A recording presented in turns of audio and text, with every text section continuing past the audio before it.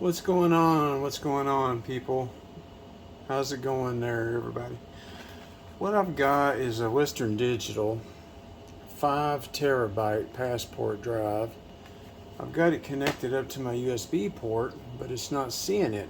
It says C drive, it sees my RAID drive, it sees my DVD, Blu-ray writer, whatever. But that's it. Okay, it doesn't show up. So I know I've used it before, so I don't know what the deal is, but I'll show you how to fix that. What you do is you go over to your start button right there, okay,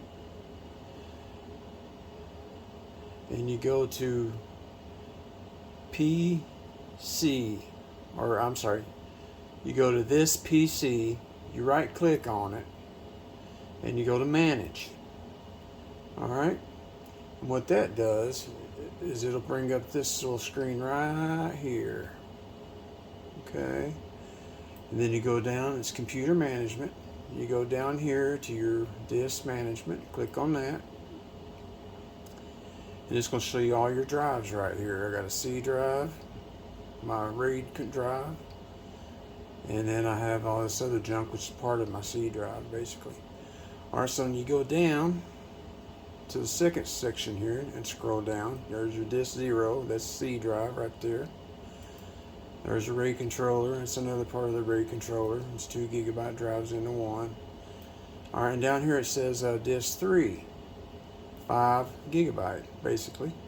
Healthy basic data partition. Well, it's not seeing that drive over here, and that's what I need. So what you would do over here is you click in here, you right click, okay, you go change drive letter and paths, and then right here you want to add a drive letter. I'm going to just take the default one of D. It says D right there.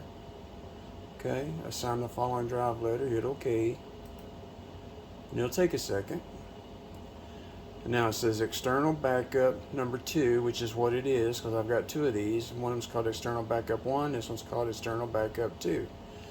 But when we did that, you notice over here it shows you external backup 2. Alright, I'm just going to close this right here. Just go over and close it. So now when I click on this external backup 2, bam, it shows me all my drives, okay, or it shows me that backup drive with all my backup stuff on it. So now it's showing up like I need it to. So that's how you fix that issue. Just thought I'd share that for you guys in case somebody out there is having a similar problem.